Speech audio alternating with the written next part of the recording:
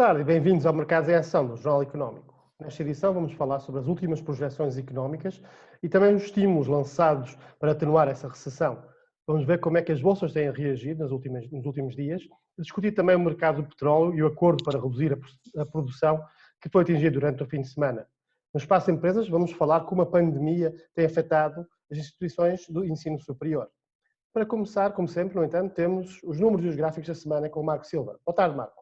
Boa tarde, Chico, obrigado. Esta semana praticamente, a semana passada foi tudo verde, temos aqui valorizações bastante substanciais de 10%, 13% em basicamente todos os setores, destaque aqui para os centros financeiros, JP Morgan, Bank of America, que aliás os bancos vão começar agora a divulgar resultados com crescimentos quase de 20%, portanto bons tempos para Wall Street na última semana.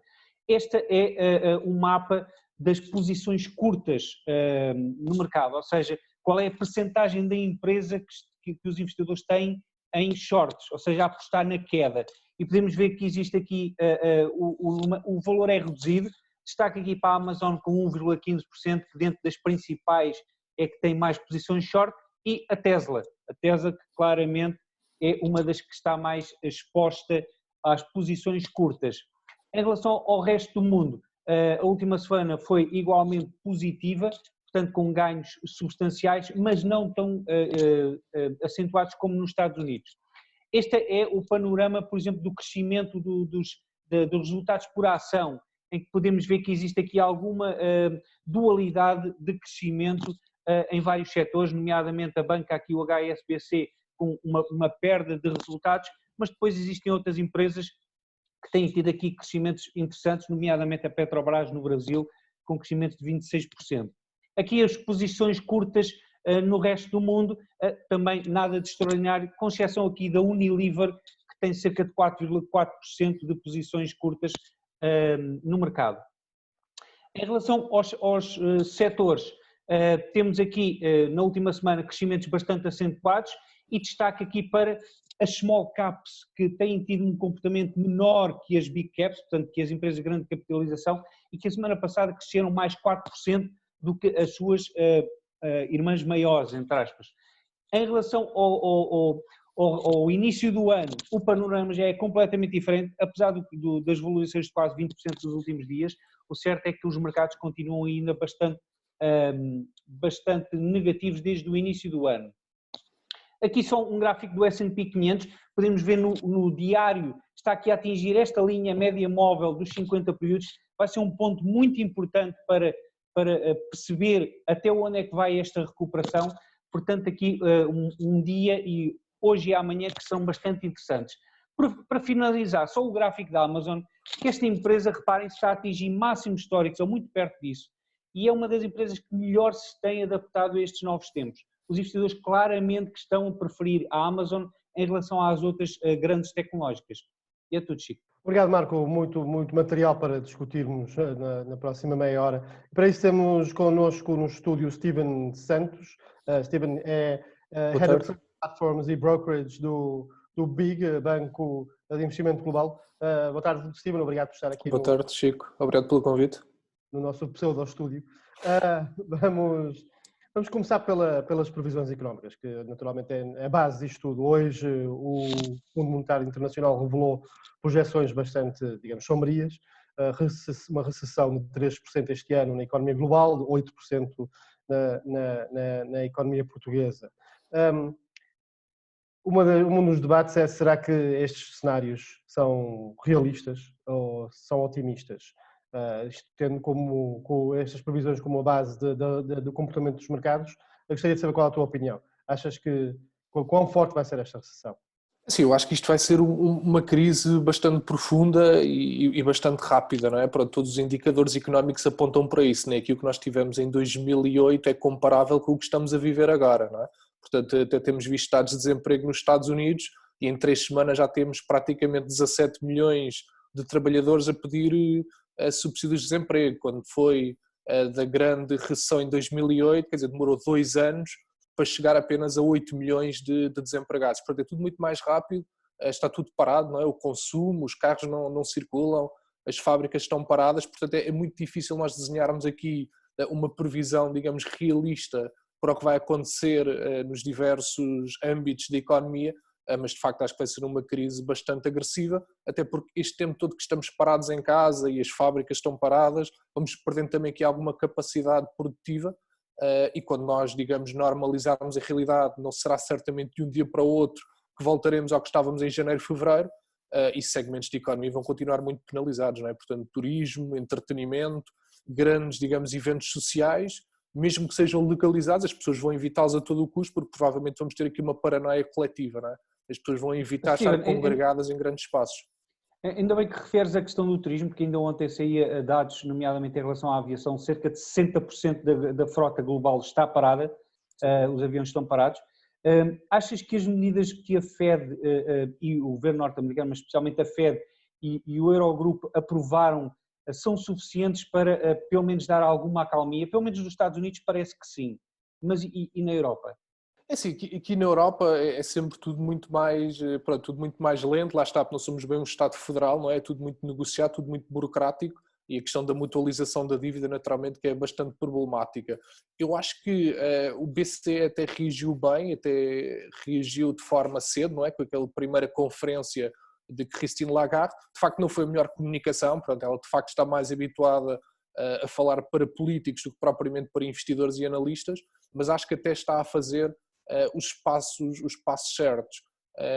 Eu acho que aquele programa, aquele PEP, aquele programa no fundo para comprar dívida até 750 mil milhões de euros devido à pandemia, e o facto de ter flexibilidade, o que o BCE pode comprar de cada emissão de cada país, acho que vem dar aqui um grande folgo. No fundo não é Eurobonds, nem Corona Bonds, mas sim cada país endividar-se, tirarmos os limites, digamos, de déficit dos pactos de estabilidade e no fundo o BCE ir comprando a dívida de cada país. Eu acho que agiu bem, agiu cedo, agora vamos ver se é suficiente, possivelmente não, não é? Acho que o BCE talvez ainda vai ter que ser chamado a fazer mais coisas. Como o Marco estava a dizer há pouco, quando mostrava nos gráficos, tem havido mais verde do que vermelho nos últimos dias, com esses anúncios, mas sente-se ainda algum nervosismo. Ontem, por exemplo, o Wall Street caiu. Foi misto, a Amazon especificamente a ajudar o Nasdaq, mas os outros dois índices principais, o S&P 500 e o Dow Jones, a caírem, quedas não muito expressivas, mas ainda assim há um nervosismo. O que é que tu sentes nos mercados? O que é que tu sentes ao pé dos investidores que estão atentos, estão um bocadinho mais aliviados do que estavam há um mês, certamente, mas continuam um bocadinho nervosos, sim? Continuam nervosos. Aquilo que nós sentimos com os clientes na última semana, semana e meia, que tivemos esse grande rally, não é? Pronto, toda essa valorização no S&P 500 e noutros grandes índices, já é um bocadinho aquele medo de ficar de fora, não é? Um bocadinho aquele FOMO a voltar, não é? Pronto, e a Amazon, como o Marco referiu, foi uma ação bastante preferida pelos investidores e também pelos nossos clientes. Lá está, porque é líder de comércio eletrónico, é muito ágil a empresa, consegue entrar facilmente noutros setores e dominar tudo com entregas e e-commerce. Eu acho que isso foi um primeiro rally. Eu pessoalmente acho que o mercado vai corrigir, portanto eu acho que na próxima semana, semana e meia, vamos voltar a ter desvalorizações assinaláveis nos mercados, mas também, pronto, acho que também um aspecto também nunca nos podemos esquecer é que o pior da pandemia, não é? O pior da economia real nunca vai coincidir com o pior no mercado financeiro, não é? Portanto o mercado financeiro geralmente antecipa tudo isso e vai descontando tudo isso com bastante antecedência. Steven, ainda bem que referes essa questão das previsões, porque ainda ontem no fecho do mercado a CNBC dava uma análise entre os quatro grandes bancos de investimento, todos eles diziam que os mínimos já tinham sido alcançados. Depois, eu também acho que não, acho que ainda vamos ter aqui mais alguma instabilidade, como o Chico estava a referir, algum receio, porque ainda existe receio. Será que agora a earnings season será o catalisador disso? Já existe aqui alguma percepção de que os próximos 2 anos, se calhar, é melhor esquecer os resultados? Achas que os outlooks é que poderão precipitar essa nova correção? Eu acho que pode ser um catalisador, sim. Portanto, esta earnings season, quer dizer, aquilo que os mercados de opções estão a esperar, quer dizer, coisas nunca antes vistas, não é? Portanto, para cada empresa do S&P 500 está à espera de uma volatilidade de 13% no dia da apresentação de resultados. Mas no setor energético espera-se uma volatilidade de 22%. Portanto, quem está, digamos, a vender opções está a tentar proteger-se muito bem para o que aí vem, não é? Que é muito difícil de prever, sobretudo em termos de perspectivas futuras, não é? Em termos de guidance, se é que as empresas vão fornecer algum guidance ao mercado. Eu pessoalmente concordo, acho que pode ser um catalisador desilusões em termos de earning season e eu acho que ainda não vimos os mínimos, para ser sincero.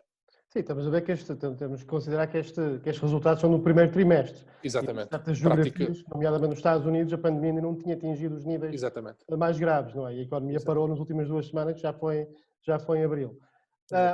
Uma parte do mercado, ou um mercado que parece não conseguir resolver-se, dizer desta forma, apesar de chegar a acordo, é o mercado petrolífero. Houve um acordo recorde para cortar a produção, parece que foi Trump que o instigou, com a OPEP Plus a chegar a um acordo para cortar 9,7 milhões de barris por dia, numa coisa nunca vista, mas a reação no mercado foi um bocadinho insuficiente, digamos, um bocadinho tépida, não é? Exatamente. Sim, eu acho que de facto é um acordo histórico, sem precedentes, mas que é insuficiente, como disseste, e é tardio, não é? Demorou imenso tempo até chegarmos aqui, quer dizer, os árabes e os russos andaram desentendidos e inundaram o mercado, e de facto estes cortes não chegam, não é? Para te referiste 9,7 milhões de barris a menos por dia, mas pelo facto de nós estarmos todos em casa, não haver fábricas a funcionar, não haver investimento, por dia estamos a consumir menos de 19 milhões de barris do que seria normal. Portanto, o mercado é claramente sedentário e eu acho que ainda não vimos o fundo do petróleo também. Portanto, não quero ser aqui extremamente pessimista no programa, mas eu acho que ainda não vimos o fundo.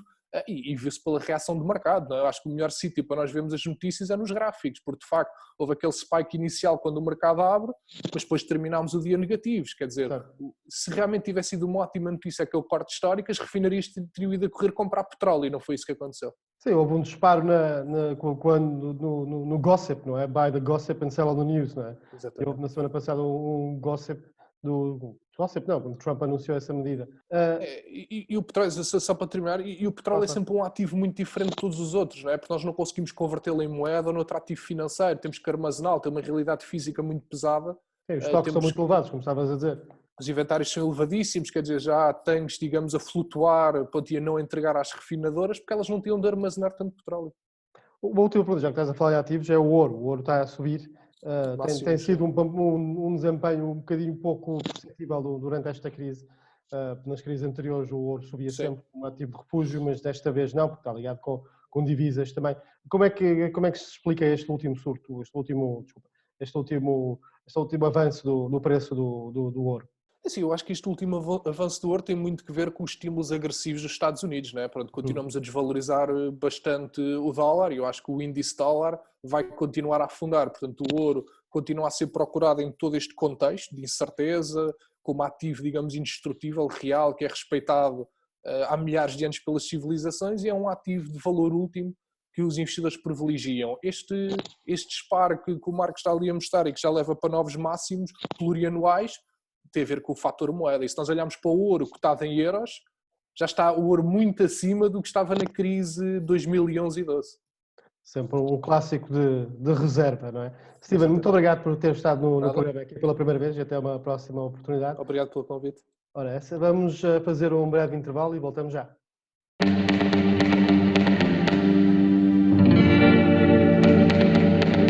As figuras decisivas. Transferências milionárias. Os milhões que movimentam o desporto.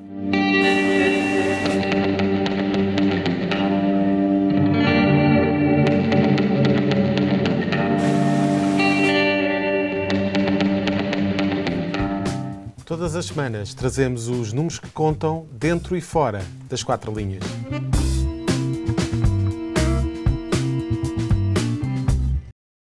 Bem-vindos de volta ao Mercados em Ação. Passamos agora para o Espaço Empresas e temos connosco Pedro Costa, presidente da Coimbra Business School. Boa tarde, Pedro. Obrigado pela disponibilidade. Boa tarde. Pedro, gostava de começar por perguntar queremos saber como é que uma instituição de ensino superior como a Coimbra Business School está a lidar com esta pandemia. Portanto, vamos por fase, há vários aspectos, obviamente. As aulas, como é que estão a ser organizadas? De facto, a escola percebeu relativamente cedo que esta pandemia é um desafio enorme, quer ao país, quer à Europa, neste século XXI. E, desde muito cedo, desde o dia 10 de março, suspendemos as aulas presenciais e substituímos-las por aulas não presenciais, portanto, com recurso a sistemas digitais de ensino à distância e que passam por sistemas modernos de colaboração web, usando transmissão de vídeo em direto, usando modelos que permitem as aulas que sejam gravadas, editadas e publicadas, usando também sistemas de partilha de ficheiros online, etc, etc. Enfim, portanto, a escola não está encerrada, os alunos não estão de férias e os professores não estão de férias. Foi necessário reformular de forma emergente o tipo de ensino que estávamos a prestar. E, de facto, isso é feito com um grande empenho de toda a comunidade. Pedro, fala-nos sobre esse empenho, porque eu sei que isso não é de um dia para o outro. Eu sei que vocês tiveram em alguns dias de bastante trabalho. Que dificuldades é que isso trouxe? Porque não é basicamente ligar todos os computadores e ligar um software e está tudo feito, não é? Claro que não. Com rigor, a mudança, a definição e implementação de um curso online, à distância, leva 10, 12 meses a fazer. E, de facto, nós fomos obrigados a fazê-lo em 2 dias, 1 dia, 3 dias. E, portanto, é claro que, antes disso, importa dizer que a escola, já há muitos anos, que usa um sistema blended learning, em que a grande parte dos recursos já eram colocados aos alunos de forma digital, em todos os seus cursos, conferentes e não conferentes de grau. Aliás, vários cursos não conferentes de grau, como os MBAs e as pós-graduações, já eram muitos deles dados à distância, com alunos em vários países do mundo, de modo que é um modelo a que estávamos já algo habituados. Não nos cursos conferentes de grau, aí de facto houve a necessidade de readaptá-los todos de forma emergente, como disse, de forma rápida e estando conscientes de que não era possível fazer o ótimo, optámos por fazer o que nos parecia muito bom e, sobretudo, adaptado à necessidade do momento. Porque, de facto, era necessário compatibilizar a necessidade de dar aulas, essa nossa missão principal, e, ao mesmo tempo, a saúde pública de toda a comunidade, dos professores, alunos e dos nossos funcionários não docentes. Um aspecto, o seguinte, são os exames e avaliação, que eu sei que no ensino superior vários sistemas diferentes estão a optar, a tomar opções diferentes. Por exemplo, eu sei que no Reino Unido a tendência até porque a situação está um bocadinho atrasada, a própria pandemia está a um nível, um timing diferente em outros países, optaram por não fazer avaliações. Há algumas universidades que estão a fazer passagens administrativas, que é uma coisa que não se faz em Portugal há décadas. Qual é que vai ser a vossa posição em relação a isso? No caso da Coimbra Business School, o que mudámos foi não só a forma de lecionar, mas também a forma de avaliar. Sendo certo que é tudo à distância. Portanto, foi necessário repensar cada ficha de cada unidade curricular. Cada professor teve que rapidamente reformular as disciplinas de que é responsável, propondo aos conselhos pedagógico e científico uma nova forma de dar aulas e de avaliar os alunos. É claro que uma escola como a nossa envolve também várias áreas de gestão e de contabilidade, desde logo, pessoas que estão nas raízes da nossa escola, mas também direito, informática, etc, etc.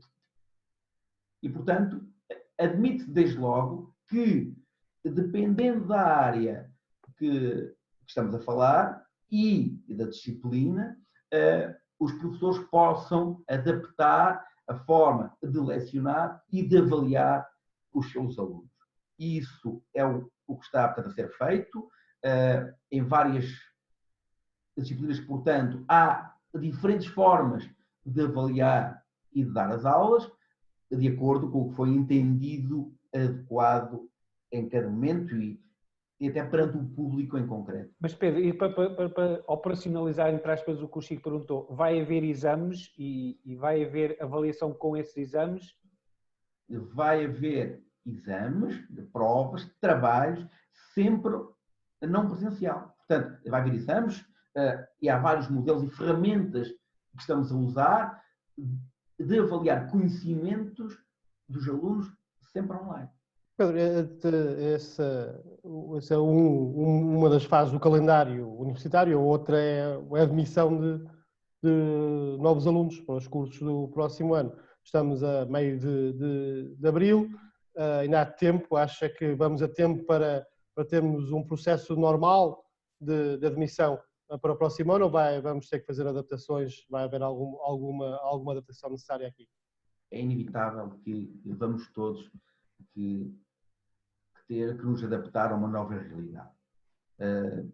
Não há soluções antigas para problemas novos. Quer dizer, um problema desta dimensão, com esta gravidade, e que envolve a saúde de todos nós, exige medidas novas e formas diferentes de ver a realidade. A forma de acesso ao ensino superior, eu penso que é óbvio que não pode ser igual. E desde logo não é igual porque os alunos, os candidatos, estão preocupados com outras coisas ao mesmo tempo, não têm as aulas que não tiveram e não irão ter as aulas de forma regular e, portanto, nada vai ser igual este ano. E, quanto ao futuro, eu suponho também que é fácil de prever que nada vai ficar igual, também no ensino mais presencial, mais usual. Sim. Pedro, essa é a minha próxima pergunta, que é, ainda estamos no meio desta pandemia, vem uma crise económica e já começamos a olhar um bocadinho para como é que isto vai afetar várias formas de atuação em várias áreas e nas universidades. Quais é que vão ser essas tendências? Vamos ter menos, as universidades vão ter que investir mais em tecnologia para estarem menos dependentes do ensino presencial. Como é que vamos ter que mudar os currículos para ter uma situação destas em conta sempre? Eu penso que não haverá necessidade de mudar os currículos, ou se houver, será com certeza alguma alteração pontual. O que é certo é que ninguém fica incólume a uma experiência desta dimensão, desta intensidade de digitalização. Esta forma de lidar com a digitalização vai tornar-se claramente estrutural e, portanto, quando isto tudo passar, o ensino presencial usual terá com certeza mudado. Será seguramente um ensino com ainda maior componente digital, com a adoção de várias tecnologias que nesta fase se revelaram com grande, ainda maior eficácia do que aquelas que tínhamos anteriormente. Os alunos, por exemplo, poderão passar a aceder a algumas aulas gravadas, coisa que no passado não seria muito regular, e irão poder fazê-lo seguramente a partir de um qualquer local com ligação à internet, obviamente, e quando pretenderem ou quando puderem. Isso é algo absolutamente notável que irá mudar o ensino usual, mais tradicional. Pedro, mas só duas questões. Primeiro, mas isso também abre outra frente, que é basicamente, se calhar, o número de alunos por curso pode ser muitíssimo superior, tendo em conta que se não temos o espaço físico a limitar, é um campo a pensar nisso, não é? E depois outra questão que eu acho também interessante, todo este processo vai envolver mais riscos, nomeadamente em questão da cibersegurança, certo? Duas questões diferentes, mas muito pertinentes. De facto, algo interessante que temos assistido é que há mais alunos a assistir às aulas online do que havia no tempo em que as aulas eram só presenciais. E, portanto, isso representa aqui há alguma mudança que temos que olhar com naturalidade, mas com atenção. Isto é, porventura, as aulas mais tradicionais, que eram de forma presencial, vão ter também que encontrar aqui um sistema híbrido de modo a alcançar o maior público que for possível. Isto é, parece evidente que alguns alunos não estavam presentes em aula porque, de facto, não podiam, porque estavam a trabalhar, porque tinham as suas vidas. E, portanto, se queremos também captar esse público, e a nossa escola é um exemplo claro de uma escola com muitos alunos e já trabalhadores estudantes, portanto, enfim, que trabalham de vários, enfim, já há alguns anos. Portanto, se queremos captar esses alunos, é de facto necessário adaptarmos a esta nova realidade, proporcionando também esse tipo de acessos. Também, isto é, eu não estou a defender que as escolas devam passar para o ensino online. Completamente, mas pode ser mais inclusivo. Mas claramente inclusivo e, enfim, claramente um sistema misto, blended learning, assim como se diz na gíria. Questão da segurança, Pedro. Em termos da segurança, bem, é evidente que se a segurança já era um tema quente nesta década, irá ser seguramente ainda mais e de forma mais acelerada. Vimos ontem que a EDP, portanto, o Tribunal Público, que a EDP foi alvo de um ataque severo, que, não colocando em causa o fornecimento de energia elétrica, é algo que, de facto,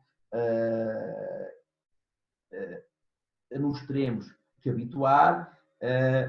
Porquê? Porque a grande parte dos sistemas, e a EDP de facto não é esse caso sequer, mas a grande parte dos sistemas informáticos em que assentam as sociedades modernas, e agora ainda mais, não foram feitos com o requisito da segurança e, portanto,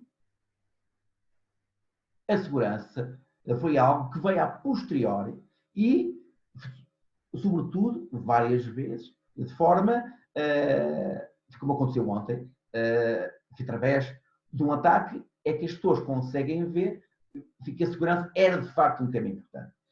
É claro que é expectável que isso vá acontecer de mais vezes e quanto maior for a dependência da sociedade dos sistemas informáticos, mais severos serão esses ataques. Isto é, maiores consequências, nefastas necessariamente, terão esses ataques. Portanto, é algo que devemos todos ter em grande linha de conta e, sobretudo, quem está neste momento a adotar novos sistemas informáticos, de vendas online, etc., etc., deverá ter isso em consideração.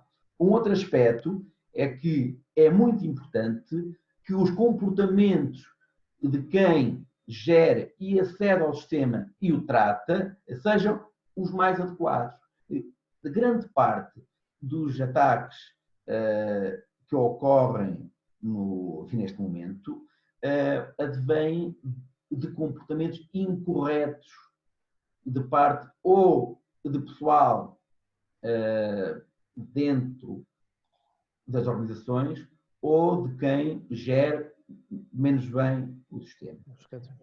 É necessário que haja comportamentos adequados e elementares para quem é da área, mas que muitas vezes já são repetidos, etc., mas que é necessário reforçar, nunca clicar ou entrar em sites que não sejam de origem conhecida, fazer, na grande parte, enfim, quando possível, ligações seguras, em particular em sites associados à banca, etc. Enfim, há uma série de medidas que... É muito curioso. Deixa-me só pôr esta à parte, até porque eu sei que não temos muito tempo, mas ainda no outro dia recebi um SMS, claro que era típico de phishing, a pedir para corrigir informações o nome vinha a santander.org. Claro. Para muita gente isso pode passar despercebido, mas tem que se habituar a que, de facto, nesta altura, isso vai acontecer muito mais vezes. E, de facto, temos visto nas últimas semanas que um número de tentativas de ataque com phishing, em particular, tem aumentado dramaticamente. Portanto, as pessoas devem ter comportamentos adequados a esta fase de grande digitalização da sociedade. Outro tipo de proteção que temos de ter durante esta pandemia mesmo. Pedro, muito obrigado pela presença no Mercados em Ação e até uma próxima oportunidade. E tudo corra bem para a Coimbra Business School e para os seus alunos. Muito obrigado, igualmente. Marco, vamos para a reta final do programa. A palavra da semana, qual é que é? Hoje vamos falar em Aptic. Aptic é uma proteção que foi criada para que não exista uma avalanche de vendas, ou seja, para que não exista uma chuva de pressão vendedora que prejudique o normal funcionamento do mercado. E, portanto, o que o regulador criou foi só se pode colocar uma ordem de venda quando o mercado sobe. Isto significa que só quando o comprador vai de encontro ao vendedor é que existe uma venda, vai em si. Portanto, não se pode pressionar o mercado, como ocorreu, por exemplo, na crise financeira de 2007-2008, que houve muita manipulação do mercado por causa disso. Mais uma medida de proteção. Obrigado, Marco, por essa palavra da semana e pela participação no programa. Agradeço também aos nossos telespectadores. Até a próxima semana. Fiquem em casa, fiquem seguros. Muito obrigado.